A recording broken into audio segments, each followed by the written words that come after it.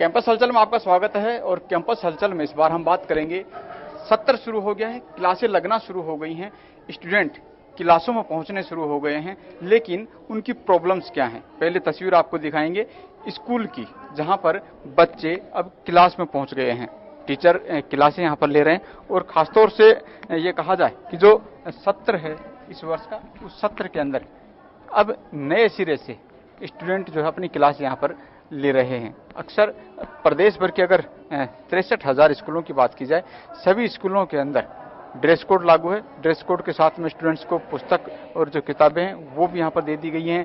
लेकिन इन स्टूडेंट्स के सामने काफ़ी कुछ चैलेंजेज हैं। स्टूडेंट्स की डिमांड है कि उनको अच्छी क्वालिटी एजुकेशन मिले, क्वालिटी एजुकेशन के साथ में उनको टीचर्स सभी मिले, हर सब्जेक्ट का टीचर हर स्टूडेंट्स के लिए उपलब्ध हो। और जितने संख्या बल स्टूडेंट का है उतना ही संख्या बल उसके आधार पर संभव हो तो 20 से 30 स्टूडेंट्स के ऊपर अगर एक टीचर हो तो कहीं ना कहीं क्वालिटी जो टीचिंग है उसका फायदा स्टूडेंट को मिलेगा।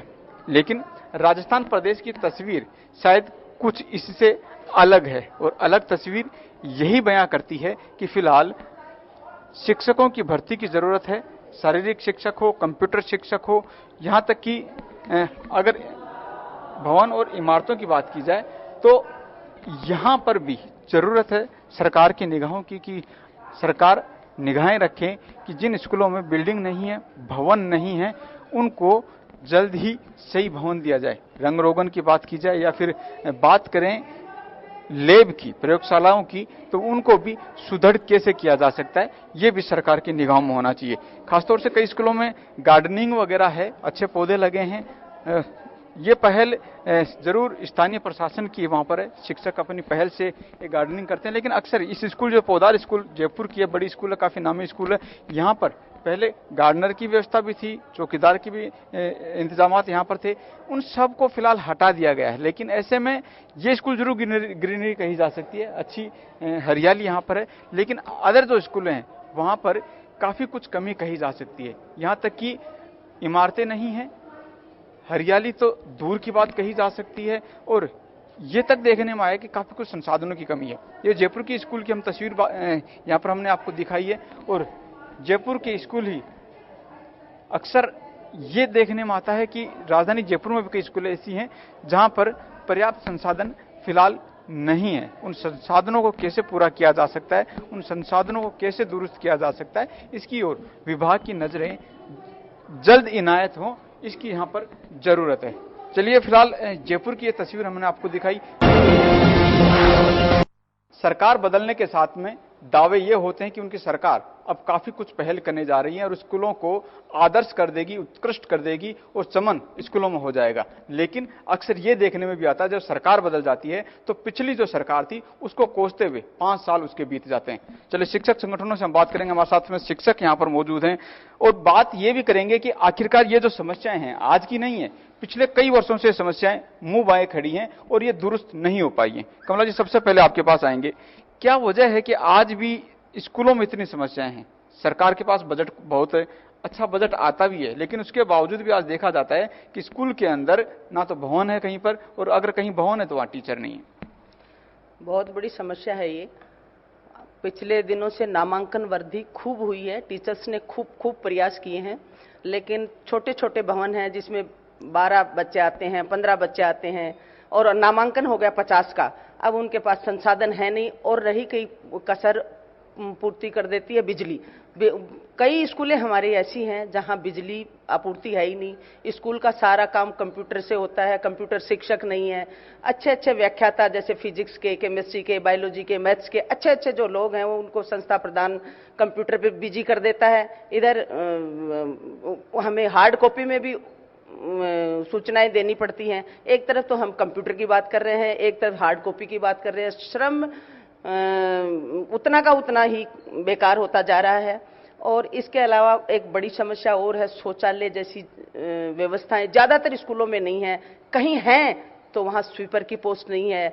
कहने का मतलब है कि अध्यापक पे, विशेष तौर से संस्था प्रधानों पे, वो चाहे पीओ हो, संस्था प्रधान हो, काम का भार बहुत अधिक हो गया है, संसाधन है नहीं, इससे गुणवत्तापूर्वक शिक्षा प्रभावित हो रही। तो फिर क्वालिटी एजुकेशन कैसे मिल पाएगी? स्टूडेंट अगर रूम में पंखा नहीं होगा, बिजली नहीं होगी, तो ऐसे में उसको प्रॉब्लम आएगी।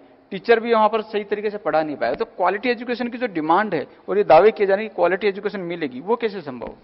उसके लिए संभव ये है कि बिल्डिंग अच्छी उपलब्ध करवाई जाए, बिजली उपलब्ध करवाई जाए सभी स्कूलों में जहां तक पॉसिबल हो, और कंप्यूटर शिक्षक विशेष तौर से उपलब्ध करवाई जाए, ताकि आजकल कंप्यूटर अनिवार्य कर रखा है और आने वाले टाइम में भी कंप्यूटर शिक्षा होनी ही चाहिए।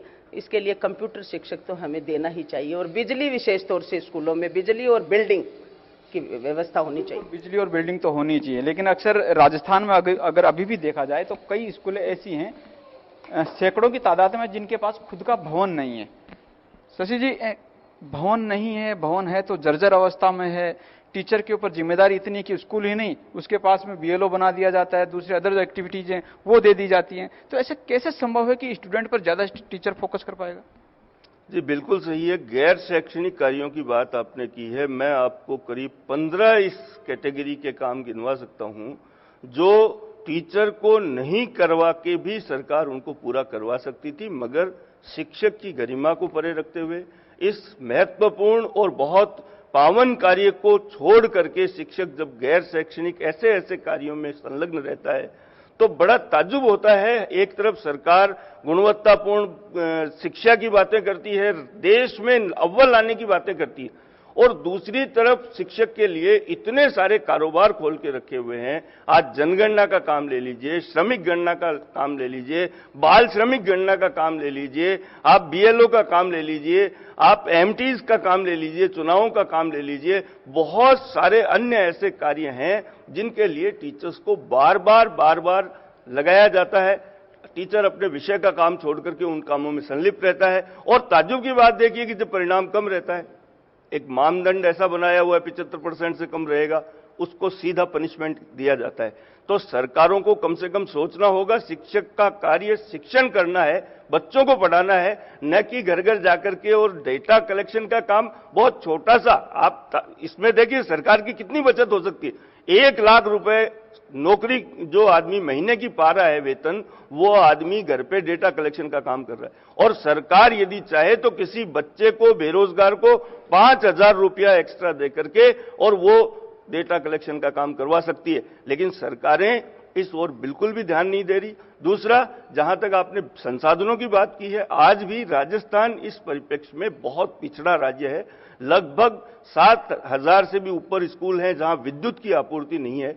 हम डिजिटल इंडिया की बात करते हैं, डिजिटल स्टेट की, डिजिटल स्कूल्स की बातें करते हैं, और जहां विद्युत नहीं हो, जहां पे नेट नहीं हो, जहां पे मोबाइल से लोग अपना काम चला करके और डेटा फीडिंग या शाला दर्पण जैसे जो महत्वपूर्ण प्रकोष्ठ हैं उनको फिलअप करते हैं, उस कार्य के लिए सबसे पहले ये संसाधन आवश्यक है। कंप्यूटर डिजिटल इंडिया की बात की आपने, स्कूलों में तो क्लासरूम तक नहीं है, बिजली पानी जैसी सुविधाएं आज सबसे पहली प्राथमिकता में आती है। ऐसे में क्या लगता है, सरकार फोकस में है या नहीं है स्कूल? देखिए, सरकार जितनी कोशिश कर रही है वो ऊंट के मुंह में जीरे के बराबर है। सरकारों को चाहिए कि एक ही बार में जैसे कैंप लगाकर लंबित समस्याओं का निस्तारण एक आम बात होती है, तो इस तरह से समग्र राजस्थान का मैप सामने रखें और 1 साल कम से कम यही कार्य करें कि हम किसी भी ऐसे विद्यालय को नहीं छोड़ेंगे जो संसाधन विहीन हो, शौचालय नहीं हो, पेयजल नहीं हो, जहां पे बाउंड्री नहीं हो, जहां पे बिल्डिंग नहीं हो, जहां बैठने की सुविधा नहीं हो, जहां विद्युत नहीं हो। ये वो चीजें हैं जो बच्चे को प्राइमरी स्टेज पर चाहिए ही चाहिए। टीचर कोई मैजिशियन नहीं होता कि वो अपने हाथ से हवा भी चला देगा, बारिश को भी बंद कर देगा, धूप से भी निजात दिला देगा और पढ़ा भी देगा। तो सरकारों को चाहिए समग्र रूप से पूरे स्टेट का नक्शा सामने रखें और उसके बाद एक प्रोजेक्ट के रूप में कि यह संसाधन को आपूर्ति करने का वर्ष बना करके और उसको आपूर्ति दी जाए। और इनके बिना शिक्षक को चाहे कितना भी आप प्रताड़ित कर लें, भले ही से कितना भी आप वो पढ़ा ले बच्चों को, लेकिन एक जो बिल्कुल बेस होती हैं सुविधाएं वो आपको मुहैया करानी ही करानी पड़ेगी। लेकिन शिक्षक ने तो अपना पूरा दिया है। इस बार हमने देखा है नामांकन में, पिछली वर्ष भी देखा था कि काफी अच्छी बढ़ोतरी हुई है। नामांकन बढ़ोतरी हुई है, संसाधन कम है। अगर संसाधन ज्यादा दे दिए जाएं तो क्या लगता है आपको, क्या प्राइवेट स्कूलों में जो जितना नामांकन बढ़ रहा है या जो अभिभावकों का रुख है वो सरकारी स्कूलों की तरफ एक बार फिर से मुड़ेगा? बिल्कुल, अगर प्राइवेट स्कूलों जैसे संसाधन अगर सरकारी स्कूलों में अगर उपलब्ध हो जाए, तो मैं कह रहा हूं कि ये जो प्राइवेट स्कूल तो सरकारी स्कूल के सामने कहीं अड़ ही नहीं सकती, क्योंकि हमारा टीचर जो सरकारी स्कूलों में है वो वेल क्वालिफाइड है, परंतु एक तो संसाधन नहीं है, जैसा कि अभी बताया गया है, भवन नहीं है, पानी नहीं है और शौचालय वगैरह नहीं है। दूसरा, हमारे सरकारी टीचर को अनावश्यक जो कार्य होते हैं, जो गैर पढ़ाई से संबंधित कार्य होते हैं, उनमें वो व्यस्त रहता है। मिडिल स्कूलों में अगर देखा जाए तो मैं समझता हूं कि वहां के टीचर पूरे स्कूल टाइम में वो डाक का ही काम नहीं संभल पाता, और आज साला दर्पण बंद हो रहा है, पोर्टल बंद हो रहा है, इसको ये करना है, साधन उपलब्ध नहीं है। मैं तो कह रहा हूं वो मानसिक रूप से तनाव में रहता है, स्कूल के अलावा घर पर भी वो तनाव में रहता है। अगर हमारे टीचर को तनाव मुक्त कर दिया जाए तो मैं ये समझता हूं कि सरकारी स्कूल तो प्राइवेट स्कूलों से कई गुना आगे हैं।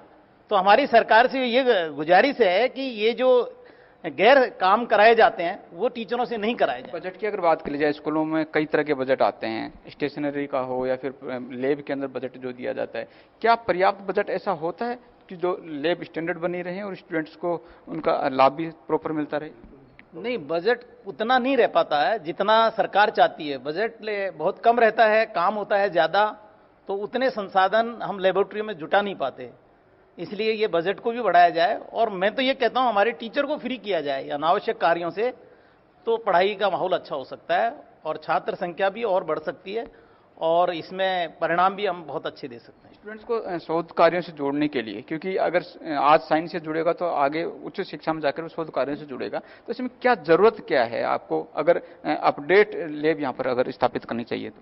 बच्चे में हम क्रिएटिविटी डेवलप करें तो आगे वो शोध कार्यों में जा सकता है, पर हमें सिलेबस जो उसका कराते हैं वही अन्य कार्यों में व्यस्त होने के कारण बड़े खींच खांच के उनका सिलेबस पूरा कराते हैं। प्रैक्टिकल वर्क भी हम जितना ढंग से कराना चाहते हैं उतना हम करा नहीं पाते, ये व्यस्तताओं की वजह से। अगर संसाधन लेबोरेटरी में उपलब्ध हो और हमारे टीचर को केवल पढ़ाई का काम किया जाए तो शोध कार्य में बच्चे आगे बढ़ सकते हैं। ब्रजेश जी भी हमारे साथ में हैं। ब्रजेश जी, क्या लगता है कितना व्यवहारिक है कम संसाधनों में स्टूडेंट को टैलेंट करना?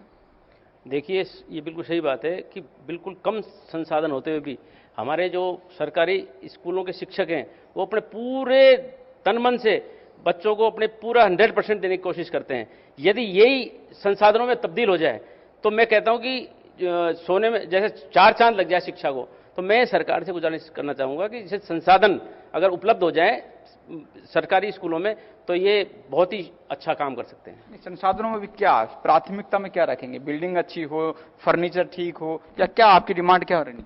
प्राथमिकता सबसे पहले तो बिजली, फिर भवन, फिर आपके शौचालय, अन्य उसमें रखरखाव की सामग्री, फिर शिक्षा से संबंधित सामग्री, जो पाठ्यक्रम से संबंधित बच्चों को पढ़ाने के वक्त जो सामग्री काम ली जाती है, तो सारे संसाधन अगर इसमें से प्राथमिकता से दे दिए जाएं तो सरकारी स्कूल के बच्चे 100%। अब पिछली बार आपने देखा होगा माध्यमिक शिक्षा बोर्ड का रिजल्ट ने आपने दिखा दिया, सरकारी स्कूलों के बच्चों का रिजल्ट अच्छा रहा है, प्राइवेट का कम रहा है। तो ये निश्चित रूप से बच्चे बहुत टैलेंटेड हमारे यहाँ हैं और बड़े अच्छे शिक्षक हैं और बहुत अच्छा रिजल्ट दे सकते हैं। कमला जी, ये क्या लगता है आपको, ये जो संसाधन अगर होंगे रिजल्ट इससे और बेहतर होगा? नामांकन में क्या फर्क इससे ज्यादा पड़ेगा? निश्चित रूप से संसाधन अच्छे होंगे तो रिजल्ट अच्छे आएंगे, और हमारे शिक्षक यदि संसाधन अच्छे होंगे तो कूल माहौल में अच्छी गुणवत्तापूर्वक शिक्षा देकर जो भी प्रतिभाएं हमारे पास आती हैं उनको तराशने में कोई कसर नहीं छोड़ेंगे। बिल्कुल। आखिरी सवाल हम शशि जी से ले लेते हैं। आप संगठन भी चलाते हैं और संगठन चलाने के नाते जिम्मेदारी ये भी बढ़ जाती है कि सरकार को आगाह आप करें, हालांकि आप आगाह करते भी रहते हैं कि क्या जरूरत स्कूलों की है, स्कूलों में क्या और दिया जाना चाहिए, लेकिन फिर भी क्या नए सिरे से ऐसा कोई प्लान आप लोग बनाएंगे जिससे सरकार को बताएं कि कम बजट में आप इतनी अच्छी सुविधाएं दे सकते हैं? जी, निश्चित रूप से आगामी जो 20 तारीख 21 तारीख है उसमें जिले के समस्त राज्य में जिले में जितने भी में शाखाएं हैं वो अपना सम्मेलन आयोजित करेंगी। उसमें इसी तरह के प्रस्ताव शिक्षा, शिक्षार्थी और शिक्षक के समग्र विकास के लिए सरकारों को क्या करना है, शिक्षक को किस तरह प्रतिबद्धता अपनी और मजबूत करनी है और शिक्षार्थी को बेहतर से बेहतर हम क्या दे सकते हैं, इन सारे प्रस्तावों को समेकित करके राज्य सरकार को हम भिजवाने वाले हैं। मैं यहां पर छोटा सा एक एग्जांपल आपको देना चाहूंगा। स्टाफिंग के लिए जब 2015 में पहली बार स्टाफिंग का पैटर्न लाया गया, देखिए पहली बात तो स्टाफिंग जो है वो शिक्षा विभाग में लागू होने वाली चीज ही नहीं है। आप ये नहीं कह सकते कि बच्चे यदि 60 हैं तो एक अध्यापक उन पर पूरा है, या बच्चे यदि 95 हैं तो 2 अध्यापक काम चला लेंगे। सीधा सा एक फार्मूला है, जितनी कक्षाएं विद्यालय में है मिनिमम उतने शिक्षक कम से कम हर स्कूल में होने चाहिए। यह कंपल्सन होना चाहिए। 8 क्लासों में 3 कक्षाएं एक कमरे में, 3 कक्षाएं एक कमरे में बिठा करके आप गुणवत्तापूर्ण शिक्षा की बात करें, यह बिल्कुल संभव नहीं। तो सरकार को निश्चित रूप से संसाधनों में वृद्धि करनी होगी। आज कार्यभार कार्मिकों का यदि देखा जाए तो 3 गुना ज्यादा बढ़ गया है। उस कार्यभार के नीचे शिक्षक दबा जा रहा है। जीवित फाइल के साथ काम करने वाला एकमात्र जो कार्मिक होता है वो शिक्षक होता है, और जीवित फाइल किसी भी कार्यालय में आपको नहीं मिलेगी। यहां पर जो प्रॉब्लम्स आती हैं वो बिल्कुल उसी टाइम स्पॉट पे प्रॉब्लम आती हैं। इसलिए उनका निदान करते हुए, अन्य कार्यों को निपटाते हुए शिक्षक आज जो कर रहा है अपनी क्षमताओं से भी मैं ये कहूंगा कि वो दुगना काम कर रहा है। सरकारों को चाहिए कि वो संसाधन उपलब्ध कराएं, और जो भी मूलभूत सुविधाएं विद्यालयों में नहीं है या कार्मिकों की कमी है उसको पूरा करें। बहुत अच्छा स्कूल का वातावरण भी होगा और शिक्षा के क्षेत्र में हम नंबर 1 पर जा पाएंगे। बिल्कुल, ये आवाज थी शिक्षकों की जो कि स्कूल चलाते हैं और जानते हैं कि आखिरकार जरूरत क्या है स्टूडेंट की, और सरकार के सामने भी अब नए सिरे से जाएंगे कि अब स्कूलों में क्या कुछ किया जा सकता है। लेकिन फिलहाल तस्वीरें जो हैं राजस्थान की वो शायद ज्यादा सुखद नहीं है। तो ऐसे में ये जो शिक्षकों की आवाज है, देखना होगा कि आखिरकार सरकार इस आवाज को कब तक सुनेगी और इसके ऊपर कब तक नई रिपोर्ट यहां पर तैयार करेगी। फिलहाल हम रुकते हैं एक ब्रेक के लिए।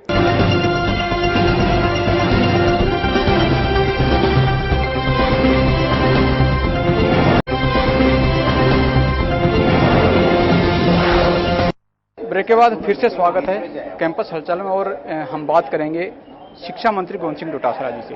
डोटासरा जी, सरकारी स्कूलों में अब संसाधनों की जरूरत ज्यादा है। आपकी नई सरकार आई है, शिक्षा मंत्री आप बने, कैसे डेवलप करेंगे इनको? इसी की बैठक ले रहे हैं हम। जो समसा के माध्यम से जो भी कंपोनेंट, जो भी बजट हम लोगों को मिला है या पिछले साल मिला था, उसकी क्या प्रोग्रेस रही, आगे क्या गाइडलाइन, क्या प्लानिंग बना रहे हैं, किस प्रकार से आगे हम लोग बढ़ रहे हैं, इन्हीं सब के चर्चा के ऊपर विस्तार से चर्चा के लिए हमने बैठक बुलाई है। और बहुत अच्छी चर्चा चल रही है। ज्ञान संपर्क पोर्टल के ऊपर है, आदर्श विद्यालयों के बारे में है, उत्कृष्ट विद्यालयों के बारे में है, जो हम लोग आज तक नहीं करा पाए थे। अब की बार हमने हमारा विजन केंद्र सरकार में पेश किया मानव संसाधन मंत्रालय में कि हम सरकारी स्कूलों में भी एनुअल फंक्शन कराना चाहते हैं प्राइवेट की तरह। तो 10-10 हज़ार रुपये हम लोगों को मिला है। हम वहाँ पर भी यूथ क्लब बनाना चाहते हैं, खेल के लिए क्लब बनाना चाहते हैं, तो वो भी पैसा हम लोगों को इसमें मिला है। तो उसकी क्या गाइडलाइन बननी चाहिए, किस प्रकार से इंफ्रास्ट्रक्चर की जो कमी है वो कैसे दूर हो।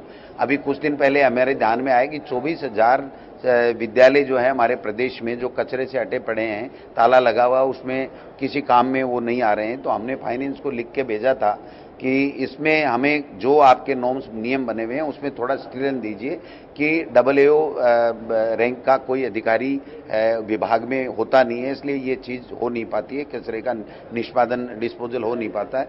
तो कल ही हमारे निवेदन के ऊपर फाइनेंस ने स्थिलन दिया है 31 मार्च तक के लिए, और उसमें ये भी कहा है कि जूनियर अकाउंटेंट भी अगर आपका होगा तो वो उसके लिए 5-10 लाख रुपए तक के लिए होगा। तो 24,000 कमरे अगर हम खाली करा लेंगे और हमारे बच्चे पढ़ने के लिए काम में आ जाएंगे, तो मैं समझता हूँ ये बहुत बड़ी बात होगी। जो विद्यालय जो बिजली नहीं है, जहाँ पर लाइट नहीं है, वहाँ पर सौर ऊर्जा के लिए हम किस प्रकार से लेकर के प्रोजेक्ट लेकर आए। जो केंद्र की योजनाएं हैं, जो कंपोनेंट हैं, टीचर्स के लिए ट्रेनिंग की बात है, क्वालिटी एजुकेशन के लिए हमें काम करना है, प्रशिक्षण के लिए काम करना है, ये सब चीज़ें हम मॉनिटरिंग कर रहे हैं। आपके प्रयासों से नामांकन जरूर बढ़ा, लेकिन अब नामांकन बढ़ गया तो टीचर भी ज़्यादा डिमांड करते हैं। स्टूडेंट्स चाहते हैं कि उनको विषयवार टीचर और साथ ही सैटेलाइट एजुकेशन जैसी एजुकेशन उनको मिले। देखिए, स्मार्ट क्लासेज भी हों, प्री प्राइमरी हमारी आंगनबाड़ी की आगे से हम लोग चालू करें, तो उनके लिए खेल के लिए खिलौने भी चाहिए, उनको समझाने के लिए ईजी में जो पोस्टर वगैरह भी चाहिए, दीवार को पोत करके वहाँ पर चित्र बना करके और उनको कैसे समझाया जा सकता है, कैसे उनका वहाँ पर ठहराव सुनिश्चित हो। ये सब चीज़ें आज हम डिस्कस यही कर रहे हैं कि हम पिछले सालों में क्या क्या कर पाए, क्या नहीं कर पाए, क्या बजट हम खर्च कर पाए, किस तरीके से किया। आगे हमें जो बजट मिला है केंद्र सरकार से या राजस्थान सरकार का, उस बजट का हम कैसे हमारी शिक्षा के जो सुधार करने में बढ़ा सकें, ये इन सब चीजों पे हम चर्चा। आखिरी सवाल, अगले 4 साल में आप सरकारी स्कूलों को कहां देखते हैं? भारत में नंबर 1 प्रदेश राजस्थान शिक्षा के क्षेत्र में बने, इसका आप सबके सहयोग से, पूरी जनता के सहयोग से हम और हमारे अधिकारियों की टीम माननीय मुख्यमंत्री जी के नेतृत्व में पूर्ण मनोयोग से कार्य करेगी। ये थे शिक्षा मंत्री जी गोविंद सिंह डोटासरा, जो कि बता रहे थे कि अब एजुकेशन को जो है वो डेवलप किया जाएगा। हम आपको कोटा की भी दिखाते हैं तस्वीर की, आखिरकार कोटा के अंदर क्या कुछ जरूरतें वहां पर हैं, स्टूडेंट्स की क्या डिमांड है और क्या समस्याएं स्टूडेंट को झेलनी पड़ रही हैं। कहानी सन 1947 से शुरू होती है। आज का किशोरपुरा स्थित राजकीय उच्च माध्यमिक विद्यालय, जो 1 साल पहले ही सरकार ने इसे सेकेंडरी स्कूल होने का दर्जा दिया, जबकि यह सन 1947 में प्राइमरी स्कूल का दर्जा पा चुका था। तब से अब तक स्कूल किराए के भवन में संचालित हो रहा है। एजुकेशन सिटी राजकीय उच्च माध्यमिक विद्यालय किशोरपुरा अपनी ही जमीन और भवन की सरकार से मांग करता आ रहा है और स्टाफ के प्रयासों से हमने यहाँ टीन शेड वगैरह कर लिया है और अभी तो हमारे पास सुविधा है और आगे भी प्रयास करते रहेंगे और जमीन मिल जाए तो हम आगे बच्चों की पढ़ाई के लिए और प्रयास करेंगे। किशोरपुरा का ये राजकीय उच्च माध्यमिक स्कूल कक्षा 1 से लेकर 10वीं तक संचालित होता है। 247 विद्यार्थियों के स्कूल में दाखिला है। 12 शिक्षक स्कूल में प्रधानाचार्य सहित नियुक्त है। 2 शिक्षकों के पद खाली हैं। पढ़ाई अच्छी होने के कारण किशोरपुरा के लोग इस स्कूल को दूसरी जगह संचालित करने को तैयार नहीं होते हैं, क्योंकि पिछले साल स्कूल को सरकार ने साजी देहड़ा स्कूल में मर्ज कर दिया था, लेकिन बच्चों के माता पिता इस बात पर राजी नहीं हुए। स्कूल को वापस इसी जगह संचालित कराना पड़ा, जबकि स्कूल के पास खुद की जमीन और भवन नहीं है। जेठी समाज ने स्कूल के लिए 450 रुपए में 2 कमरों और 1 बरामदा किराए पर दे रखा है। उसी में ये स्कूल संचालित होता है। दानदाताओं और स्कूल स्टाफ ने पैसा इकट्ठा करवाकर स्कूल में टीन शेड करवाए हैं, ताकि यहाँ बच्चे आराम से पढ़ सके। रूम होना चाहिए, पानी टपकता ना, तो 3 कक्षा में पढ़ते हैं। खाना वाना मिलता नहीं मिलता है। हर महीने स्कूल प्रशासन की ओर से सरकार से चिट्ठियां लिखी जाती हैं। अभिभावक किशोरपुरा से स्कूल को बाहर नहीं जाने देना चाहते। स्कूल के भवन के लिए जमीन उपलब्ध कराई जाए, लेकिन कलेक्टर से लेकर शिक्षा विभाग के जिला शिक्षा अधिकारी, शिक्षा मंत्री और खुद सरकार स्कूल के लिए जमीन उपलब्ध नहीं करवा पा रही है। गत विधानसभा सत्र में भी स्थानीय जनप्रतिनिधियों ने उक्त मामला विधानसभा में उठाया, लेकिन कोई हल नहीं निकला। 4 साल पहले जैसे तैसे स्कूल को किशोरपुरा स्थित वन विभाग की खाली पड़ी जमीन मिल गई थी। तब विधायक रहे लोकसभा अध्यक्ष ओम बिरला ने वहां स्कूल भवन के लिए शिलान्यास तक कर दिया था, लेकिन वन विभाग की आपत्ति के बाद वह प्रोजेक्ट धरा ही रह गया। रूम तो हमारे पास नहीं है, लेकिन टीन शेड वगैरह पर्याप्त करवा लिया। हाँ, स्थानीय विद्या स्टाफ के प्रयास से। कितने रूम होना चाहिए? आप सरकार से क्या दुआ करते हो? 10वीं तक का विद्यालय है तो 10 रूम तो होने चाहिए। जबकि साल 1947 में स्कूल प्राइमरी हुआ, 1980 में स्कूल मिडिल हुआ, साल 2018 में स्कूल क्रोमंत होकर राजकीय उच्च माध्यमिक विद्यालय बना। लेकिन इन 72 सालों में स्कूल को सरकार जमीन व भवन नहीं दे पाई। किराए के भवन में स्कूल संचालित होता आ रहा है।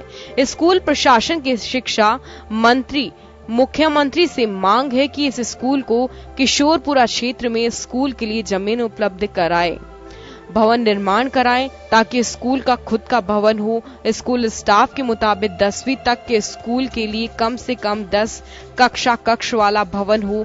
स्कूल में पढ़ने वाले बच्चे भी इस बात की सरकार से अपील करते हैं, उनके अभिभावक भी। ऐसे में उम्मीद करनी चाहिए आजादी के समय में प्राइमरी स्कूल का दर्जा पाने वाले इस स्कूल को अपना भवन मिले। सरकार इस ओर ध्यान देवे, ताकि देश प्रदेश के विकास में यहाँ पढ़ने वाले बच्चे भागीदार बन सके, क्योंकि टीन शेड के बीच बच्चे पढ़ते हैं। लोहे की टीन शेड के नीचे पढ़ने वाले बच्चों को करंट का हमेशा डर सताता रहता है। कोटा से जन टीवी के लिए हरिराज सिंह की पड़ताल, जन टीवी न्यूज।